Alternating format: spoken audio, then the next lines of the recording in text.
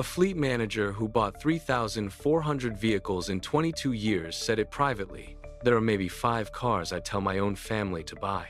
5 out of 400 nameplates. Not performance, not luxury, total life cycle cost.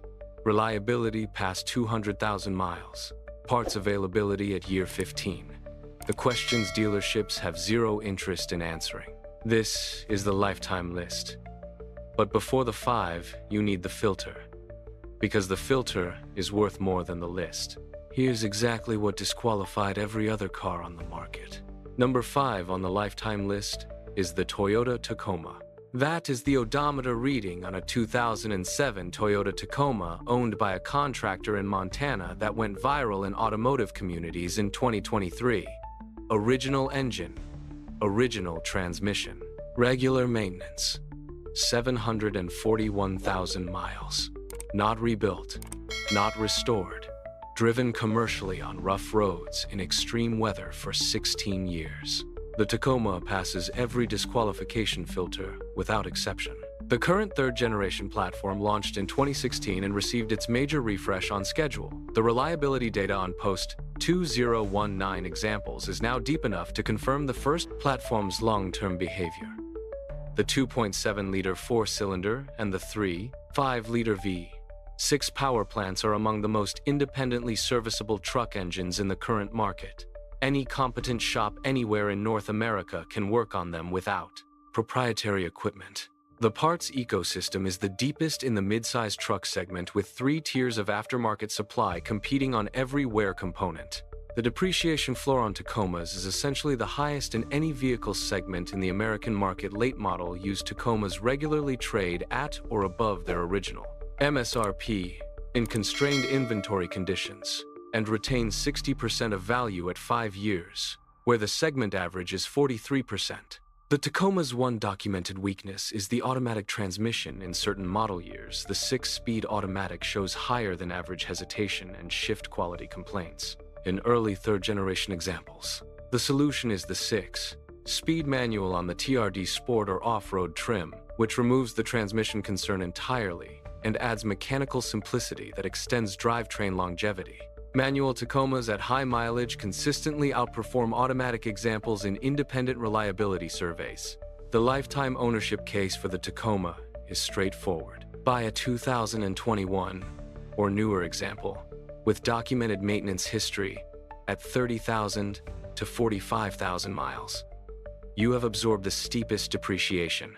You have a known, good platform in a mature production phase. You have the deepest parts ecosystem in the segment. You have a depreciation floor that protects your downside.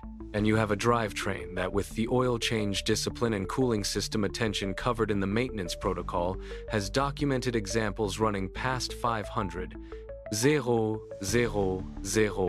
miles in commercial use. Number 4 on the lifetime list is the Honda Civic. That is the average annual maintenance cost of a Honda Civic in years 4 through 8 of ownership, according to RepairPal's cost of ownership database, the lowest of any non-electric vehicle in the American market. Not low, the lowest. By a margin significant enough that the second-place vehicle costs $340 per year in the same ownership window. The Civic costs $187 per year on a vehicle that in base trim costs $24,000 new. The Civic has been in continuous production since 1972. The current 11th generation launched in 2021 and represents the most refined expression of a platform that Honda has been optimizing for more than 5 decades. The reliability data on the 11th generation is now sufficient 3 full model years of real-world ownership to confirm that Honda corrected the CVT calibration issues and the 1.5-liter turbocharged engine carbon accumulation concerns that appeared in 10th generation examples between 2016 and 2019.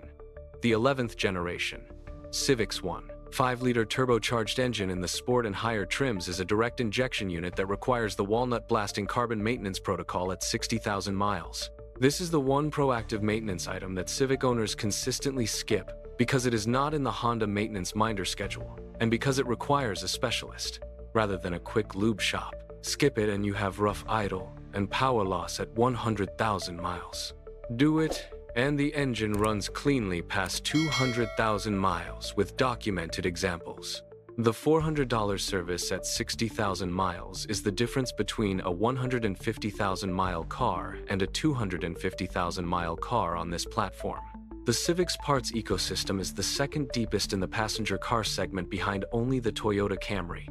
3 full tiers of aftermarket supply on every wear component. Independent mechanic accessibility is essentially universal. The 1.5-liter turbocharged engine requires no proprietary tooling beyond a basic scan tool for ECU diagnostics. Depreciation at 5 years sits at 42% retained value against a segment average of 38%. Not spectacular, but consistent and predictable, which is what the lifetime list requires. Number 3 on the lifetime list is the one dealers actively try to talk you out of. It is the Toyota Corolla. That is the base MSRP of a 2026 Toyota Corolla LE with the continuously variable transmission. $28,400. For a vehicle with a reliability record that no other manufacturer at any price point has matched in 50 years of continuous American market presence. The Corolla is the best-selling nameplate in automotive history. Over 50 million units sold globally. That production volume has 2 implications that directly benefit every buyer. First, the parts ecosystem for the Corolla is so deep and so competitive that commodity wear components cost less than equivalent parts for any other vehicle in the segment.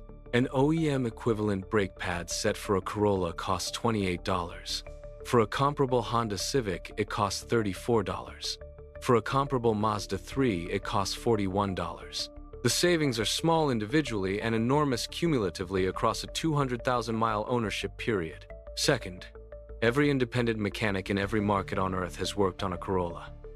The institutional knowledge of this platform's service requirements is universal. Finding a competent independent shop is not a consideration. Every shop is a competent Corolla shop. The current 12th generation Corolla launched on the TNGA-C platform in 2019. This platform is now in its 7th year of production past every first-generation concern, with a reliability dataset deep enough to identify every failure mode and confirm their statistical rarity. The 2.0-liter naturally aspirated 4-cylinder in the Corolla XSE is the engine recommendation for the lifetime list naturally aspirated. No turbocharger, no direct injection carbon accumulation concern, no intercooler, no blow-off valve, fewer components, fewer failure modes, more miles. The dealer conversation that happens when you ask about a Corolla at a Toyota store goes one of 2 ways. The first is the trim upsell steering you from the $28,400 LE to the $32,000 XSE to the $36,000 GR Corolla because margin increases with trim level. The second is the model upsell steering you from the Corolla to the RAV4 or the Camry because larger vehicles carry larger margins and larger service revenue per visit. The Corolla is the least profitable Toyota in the showroom per transaction and the most profitable Toyota for the owner per mile driven. Those 2 facts are not unrelated. Number 2 on the lifetime list is the one that surprises everyone. It is the Lexus GX. That is the production run of the 2nd generation Lexus GX. 460, before Toyota replaced it with the 3rd generation in 2024. 19 years, 1 platform, minimal changes. And the reason that matters is not nostalgia, it is parts depth. A platform that runs for 19 years in production accumulates aftermarket parts ecosystem depth that no newer platform can match. By the time the GX 460 ended production in 2023, there were 3 full tiers of aftermarket supply competing on every wear component, independent mechanics with a decade of platform-specific experience, and a global used parts market with millions of donor vehicles.